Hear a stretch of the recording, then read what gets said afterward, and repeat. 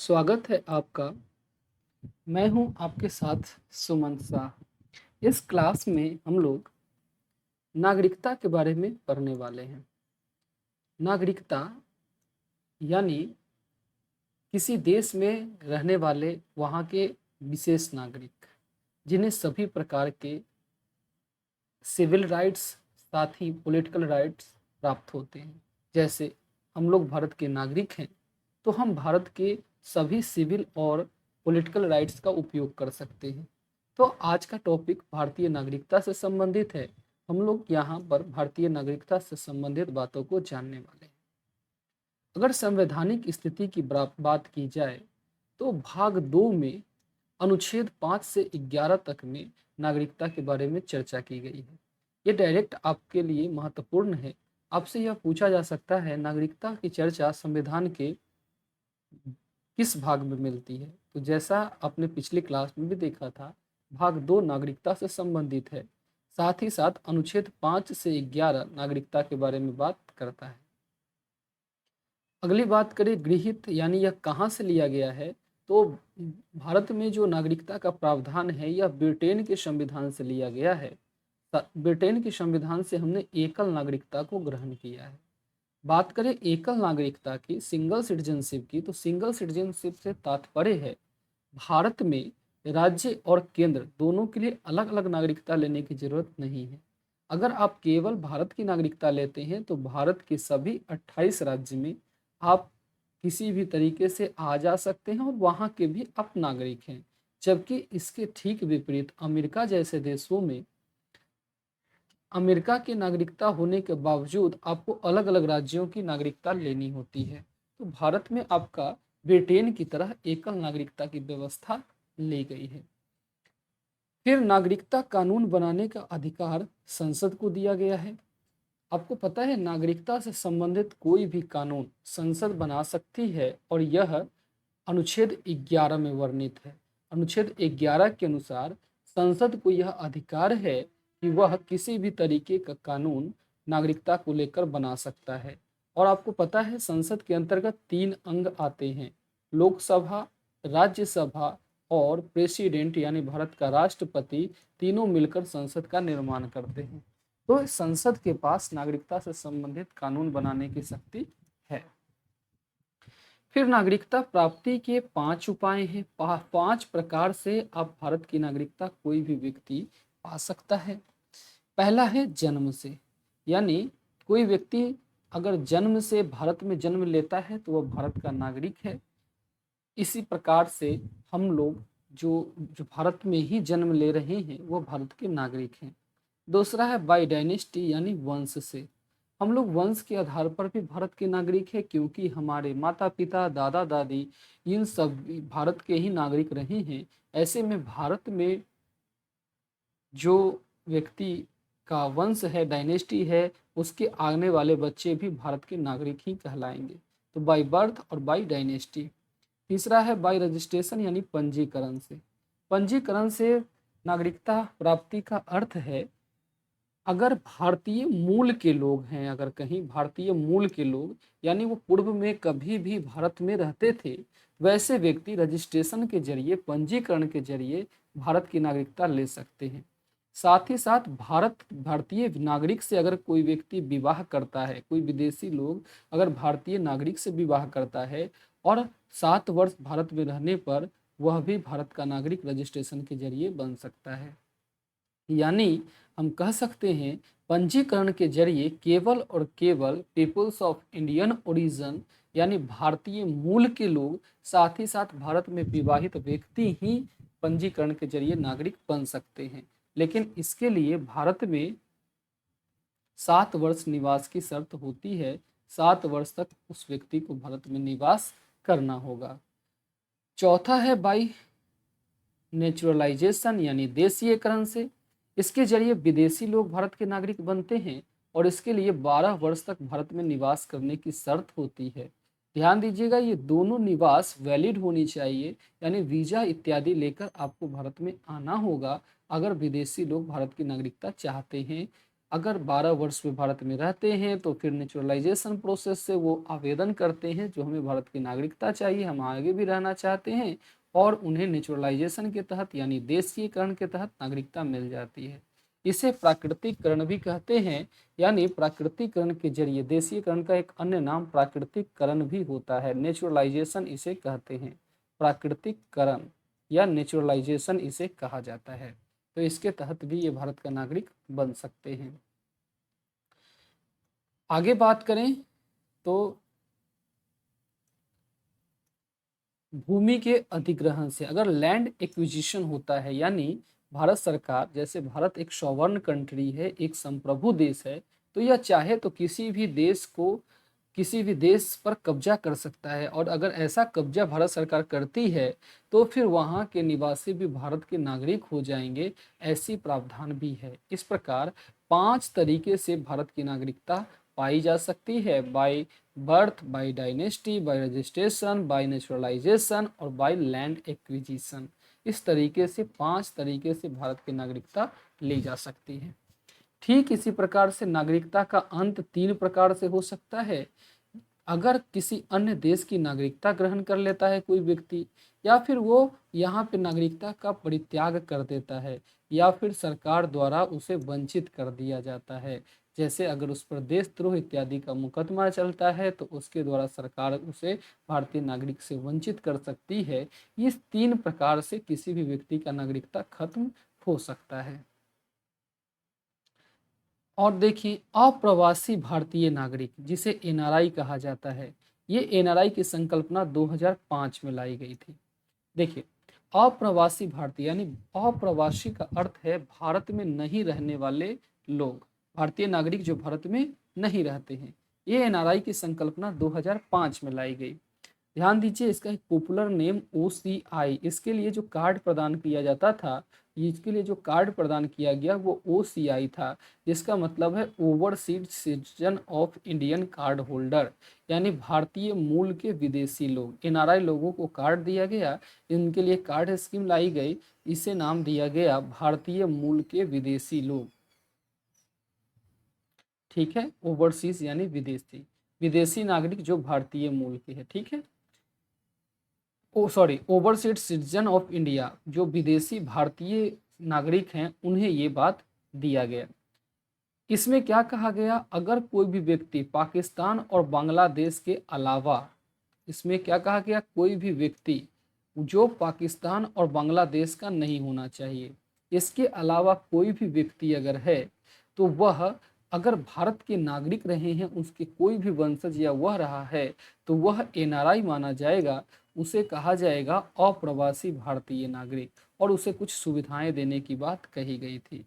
तो इस तरीके से ये संकल्पना 2005 में लाई गई थी। ये काफ़ी आपके लिए महत्वपूर्ण है। क्लियर है? फिर अगर बात करें अगली, तो ये है सिटीजन अमेंडमेंट एक्ट 2019, CAA 2019, भारतीय नागरिकता संशोधन अधिनियम 2019 इसे कहा जाता है। आप देख सकते हैं किस प्रकार नागरिकता को कानून बनाने का अधिकार संसद को दिया गया था। तो संसद ने नागरिकता संशोधन अधिनियम 2019 को लॉन्च किया, और ये 11 दिसंबर 2019 को इसे पारित किया गया। आपसे यही पूछा जा सकता है, सिटीजन अमेंडमेंट एक्ट 2019 कब पारित किया गया, तो ये डेट याद रख लेना है, 11 दिसंबर 2019 को। जबकि 10 जनवरी 2020 से यह लागू हुआ है। तो 10 जनवरी 2020 से यह लागू हुआ, यानी प्रभाव में आया। इसमें क्या कहा गया था, तो इसमें कहा गया था 3 देश, पाकिस्तान, अफगानिस्तान और बांग्लादेश, 3 देश पाकिस्तान, अफगानिस्तान और बांग्लादेश से आए हुए 6 धर्म के लोग, पाकिस्तान, बांग्लादेश और अफगानिस्तान से आए 6 धर्म के लोग, जिसमें हिंदू, सिख, बौद्ध, जैन और पारसी और क्रिश्चियन, ये 6 धर्म के लोग अगर 31 दिसंबर 2014 से पहले भारत आ चुके हैं, चाहे वो वैलिड तरीके से आए हों या अवैध तरीके से आए हों, उनको भारत का नागरिकता, उनको भारत का सिटीजनशिप दे दिया जाएगा। क्या कहा गया इसमें? कहा गया कि 31 दिसंबर 2014 से पहले इस 6 धर्म के लोग जो पाकिस्तान, अफगानिस्तान और बांग्लादेश से भाग कर भारत में आए थे, उन्हें नागरिकता दे दी जाएगी। इस बात को लेकर काफ़ी ज़्यादा प्रॉब्लम क्रिएट की गई थी। यहाँ पे काफ़ी इशू बनाया गया था। कहा गया आखिर इन्हीं 6 धर्म के लोगों को क्यों दिया जा रहा है, बाकी इन 3 देशों से आए दूसरे धर्म के लोगों को क्यों नहीं दिया जा रहा है। और अगर साफ शब्दों में कहें तो दूसरे धर्म एक ही बचता है, वह है आपका मुस्लिम धर्म। तो पाकिस्तान, अफगानिस्तान और बांग्लादेश से आए मुस्लिमों को छोड़कर बाकी सभी को भारत की नागरिकता देने की बात कही गई। अब अगर बात करें तो पाकिस्तान, अफगानिस्तान और बांग्लादेश ये तीनों मुस्लिम बाहुल्य देश हैं, और यहाँ से अगर मुस्लिमों को भी दे दिया जाता तो फिर वहाँ से सभी लोग यहाँ आ सकते थे और ये प्रॉब्लम क्रिएट हो जाता। फिर बात उठती है आखिर इन्हें दिया क्यों गया। तो दरअसल ये तीनों देश अपने आप को अपना राजकीय धर्म मुस्लिम मोहम्मडम यानी मुस्लिम धर्म को घोषित कर चुके हैं, और यहाँ अन्य धर्मों के लोगों के साथ काफ़ी प्रताड़ना भरा व्यवहार किया जा रहा था। इस चीज़ के लिए वहाँ से लोग भाग करके भारत में शरणार्थी की तरह रह रहे थे, और काफ़ी लंबे समय से मांग की जा रही थी कि उन्हें भारत की नागरिकता दे दिया जाए। यह मनमोहन सिंह सरकार 2009 मतलब 9 से पहले ही ये मतलब सिटीजन अमेंडमेंट एक्ट आ चुका था, संशोधन की गुंजाइश आ चुकी थी, लेकिन गठबंधन की सरकार के जरिए वो पारित नहीं हो पा रहा था। और ये कार्य 11 दिसंबर 2019 को हुआ और 10 जनवरी 2020 से इसे लागू कर दिया गया। ध्यान रखिएगा, इसमें दोनों टाइम महत्वपूर्ण है, साथ ही टाइम लाइन का भी महत्वपूर्ण है, जो आखिर कब से पहले आए हुए व्यक्तियों को नागरिकता देने की बात कही गई। क्लियर है? चलिए अब देखिए जरा कुछ और पॉइंट को देखिए। तो सिटीजन अमेंडमेंट एक्ट 2019 छठी अनुसूची के राज्यों पर लागू नहीं है। ध्यान दीजिएगा, सिटीजन अमेंडमेंट एक्ट 2019 आपके छठी अनुसूची के राज्यों पर लागू नहीं होती है। अब छठी अनुसूची के राज्य हैं कौन? तो आपको पता है छठी अनुसूची में असम, मेघालय और त्रिपुरा, साथ ही साथ मिजोरम, 4 राज्य आते हैं। असम, मेघालय, त्रिपुरा और मिजोरम, ये 4 राज्य छठी अनुसूची में आते हैं। इनमें छठी अनुसूची में कहा गया है असम, मेघालय, त्रिपुरा और मिजोरम के जनजातीय क्षेत्रों के प्रशासन के बारे में बात कही जाएगी। तो इस छठी अनुसूची के राज्यों पर सिटीजन अमेंडमेंट एक्ट 2019 लागू नहीं होगा, यानी जो व्यक्ति इन 3 देशों से आए हुए इन क्षेत्रों में रह रहे हैं उन्हें यहाँ नागरिकता नहीं दी जाएगी, इन व्यक्तियों पर ये लागू नहीं होगा। तो अब देखिए, अब इससे एक काफ़ी यहाँ पे इशू ये मच रहा था, लोगों के बीच ये भ्रम जा रहा था जो व्यक्ति असम में रह रहे हैं उन व्यक्ति को नागरिकता नहीं मिलेगा, जबकि ऐसी बात थी 1960 से पहले आए व्यक्ति को नागरिकता देने की बात हो रही थी। लेकिन असम की कुछ अलग मसला ये है, इसमें कहा गया था जब असम में विवाद चल रहा था तो कहा गया था 1960 के पहले बांग्लादेश से आए असम के सभी नागरिकों को, चाहे वो किसी भी धर्म के लोग हो, उन्हें नागरिकता दे दी जाएगी। जबकि सिटीजन अमेंडमेंट एक्ट 2019 की समय सीमा तो 2014 की है और ये असम में लागू भी नहीं होता है। तो ऐसे में कुछ लोगों को भ्रम हुआ कि उन्हें असम से निकाल कर बाहर कर दिया जाएगा, उन्हें यह कहा जाएगा कि आप असम, मेघालय, त्रिपुरा, मिजोरम पर चूंकि ये लागू नहीं है, साथ ही साथ इसमें केवल 6 धर्म है, इसीलिए उन्हें हटा दिया जाएगा। तो आप इसमें सुन सकते हैं जैसे कागज खोजो ऐसा कुछ अभियान चल रहा था। तो इसमें इसीलिए क्योंकि पूरी की पूरी मिसअंडरस्टैंडिंग थी, लोगों के बीच गलत प्रचार किया जा रहा था, इसलिए ये लागू हुई थी।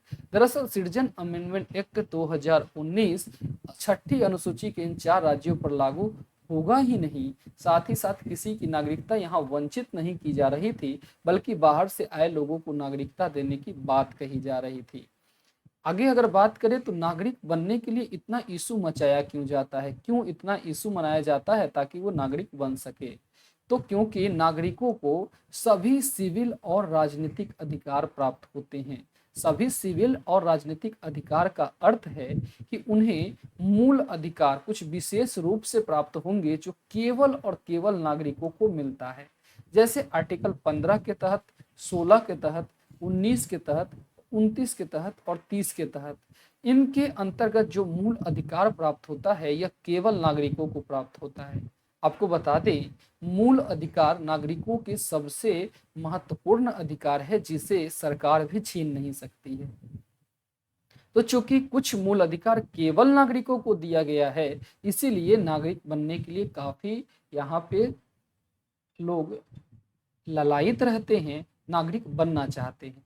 आर्टिकल 15 के अंतर्गत भेदभाव का निषेध किया गया है, यानी भारत के अंदर भारतीय नागरिकों के साथ किसी भी प्रकार का भेदभाव धर्म, मूल, वंश, जाति, लिंग, जन्म स्थान के आधार पर नहीं होता है। इसी तरीके से 16 अवसरों की समानता की बात करता है, यानी भारत में किसी भी जगह पर किसी भी सरकारी नौकरी में लोक नियोजन के अवसर पर सभी नागरिकों को एक समान अवसर देने की बात आर्टिकल 16 मूल अधिकार के अंतर्गत करता है। जबकि 19 के अंतर्गत इन्हें 6 प्रकार की स्वतंत्रता दी जाती है, जिसमें भाषण, अभिव्यक्ति, कहीं भी घूमना फिरना भी शामिल होता है। जबकि 29 और 30 अल्पसंख्यकों के अधिकार से संबंधित होते हैं। तो ये जो अधिकार है 5, यह केवल और केवल नागरिकों को मिलते हैं, विदेशी लोगों को नहीं मिलते हैं। इसीलिए नागरिक बनना भारत के लिए काफ़ी फायदेमंद होता है, इसलिए इसकी मांग की जा रही है। साथ ही साथ नागरिकों के विधिक अधिकार की बात किया जाए, यानी कानूनी अधिकार की बात किया जाए, तो वो है मतदान। देखिए, हमेशा आपको लग सकता है मतदान एक संवैधानिक अधिकार है, लेकिन नहीं, मतदान एक विधिक अधिकार है, यानी कानूनी अधिकार है। और इसीलिए यह भी राजनीतिक अधिकार, आपको मतदान का अधिकार नागरिकों को ही मिलता है, विदेशी लोगों को नहीं मिलता है, या वीजा पर आए हुए लोगों को नहीं मिलता है। अब कुछ और महत्वपूर्ण बातों को देखिएगा ध्यान से। सिटीजन अमेंडमेंट एक्ट 2015, देखिए, जितने भी संशोधन होंगे सबको नागरिकता संशोधन अधिनियम ही कहा जाएगा, लेकिन वो जिस वर्ष होंगे उन्हें वो नाम दिया जाता है। जैसे आपने यहाँ देखा था नागरिकता संशोधन अधिनियम 2019, वैसे ही यहाँ पे है नागरिकता संशोधन अधिनियम 2015, सिटीजन अमेंडमेंट एक्ट 2015। क्लियर है? इसमें कहा जाता है PIO यानी पीपुल्स ऑफ इंडियन ओरिजिन जो 2002 में आया था, साथ ही साथ OCI जो 2005 में आया था, overseas citizen card holder of India यानी भारतीय मूल के विदेशी लोग, इन दोनों को मिला करके एक नई स्कीम लाई गई जिसे OCIC यानी overseas citizen of Indian card holder कहा गया। Overseas citizen of Indian card holder यानी विदेशी भारतीय नागरिक कार्ड धारक स्कीम लाई गई, और ये 9 जनवरी 2015 से लागू हुई थी। ध्यान दीजिएगा, इसे ऐसा करने की जरूरत क्या थी? तो 2 तरह की पहले कार्ड स्कीम चल रही थी। एक भारतीय मूल के विदेशी लोग, भारतीय मूल के लोग का कार्ड चल रहा था 2002 में, और एक OCI यानी भारतीय मूल के भारतीय नागरिक, अप्रवासी भारतीय नागरिक, जो ये स्कीम चल रही थी। ये 2005 में लॉन्च की गई थी NRI के साथ। तो इन दोनों को स्कीम को चलते हुए व्यक्ति कंफ्यूज हो जाते थे कि इसमें हमें ज्वाइन करना चाहिए या ये कार्ड, जबकि दोनों की लगभग विशेषताएं सेम ही थी। इसलिए इन दोनों को मर्ज करके OCIC एक नया कार्ड बनाया गया, जिसे विदेशी भारतीय नागरिक कार्ड धारक का नाम दिया गया है। अब वर्तमान में कोई भी विदेशी लोग होते हैं अब इसी को धारण करते हैं, और इसी के अंतर्गत उन्हें फायदे प्रदान किए जाते हैं। फिर अगर बात करें नागरिकता से संबंधित संवैधानिक अनुच्छेद की, तो ध्यान दीजिएगा, अनुच्छेद 5 से 11 में ये वर्णित है, आप देख चुके हैं। तो एक एक अनुच्छेद में देखते हैं आखिर क्या बातें की गई है, तो क्या संवैधानिक अनुच्छेद है और उनमें क्या बातें की गई है, आइए जरा उसे देखते हैं। अनुच्छेद 5 में कहा गया है संविधान लागू होने के समय कौन कौन लोग नागरिक होंगे। संविधान लागू होने के समय जो व्यक्ति यहाँ रहते थे उन्हें नागरिक कह दिया गया था। अनुच्छेद 5 इससे संबंधित है। अनुच्छेद 6 पाकिस्तान से भारत आए व्यक्तियों के अधिकार को बताता है। यानी पाकिस्तान से कुछ व्यक्ति भारत आ गए थे पार्टीशन के बाद, उन व्यक्तियों के अधिकार की बात करता है। अनुच्छेद 7 भारत से पाकिस्तान जाने वाले और वापस से भारत आने वाले व्यक्तियों के अधिकार की बात करता है। यानी पार्टीशन के समय कुछ लोग पाकिस्तान चले गए थे, उन्हें लगा पाकिस्तान में उन्हें ज़्यादा अच्छी तरीके से उनकी देखभाल की जाएगी, लेकिन जाते ही उन्हें ये पता चल गया कि नहीं, वहाँ उनको बेहतर सुख सुविधाएं या बेहतर उनके लिए नहीं है और वो वापस से भारत आ गए। तो ऐसे व्यक्तियों के अधिकार अनुच्छेद 7 में वर्णित किए गए हैं। अनुच्छेद 8 भारत से बाहर निवास करने वाले भारतीय मूल के लोगों को अधिकार प्रदान करता है। यानी ऐसे भारतीय मूल के लोग जो भारत से बाहर रह रहे हैं उनके अधिकार की बात करता है। जबकि अनुच्छेद 9 विदेशी नागरिकता ग्रहण करने पर भारत की नागरिकता से वंचित कर दिए जाने की बात करता है। 10 बताता है जो भारत के नागरिक हैं वो निरंतर भारत के नागरिक बने रहेंगे अगर कोई गड़बड़ी नहीं होती है तो ये कंटिन्यूटी की बात करता है, निरंतरता की बात करता है। जबकि अनुच्छेद 11 संसद को नागरिकता के बारे में कानून बनाने की शक्ति देता है। संसद को नागरिकता के बारे में कानून बनाने की शक्ति अनुच्छेद 11 देता है। यह आपके लिए काफ़ी महत्वपूर्ण है, ये आपसे कई बार पूछा भी जा सकता है, तो ध्यान दीजिएगा, ये काफ़ी महत्वपूर्ण है। अगर और बात करें तो संसद को जो ये अधिकार है, तो संसद ने पहला नागरिकता को लेकर जो नियम बनाया वो था नागरिकता अधिनियम नागरिकता अधिनियम 1955, और इसे भी नागरिकता संशोधन अधिनियम 1955 कहा गया, CAA 1955। और इसी के तहत ये 5 उपाय, ये 3 उपाय आपने देखा है। तो संसद ने जो पहला कानून नागरिकता को लेकर बनाया था वो था नागरिकता कानून 1955। तो ये है नागरिकता से संबंधित सारी बातों, यहाँ पर सभी चीज़ों को समराइज करके मैंने रखा है और इससे आप तमाम तरीके की बातों को सीखे हैं जिससे आप सभी प्रकार के प्रश्नों को सही कर सकते हैं। तो आई होप आपको ये क्लास अच्छी लगी होगी। अगर ये क्लासेस अच्छी लगी है तो देखिए इस चैनल को लाइक सब्सक्राइब करने के लिए विचार करें। अगली क्लास में मिलते हैं, तब तक के लिए बहुत बहुत धन्यवाद।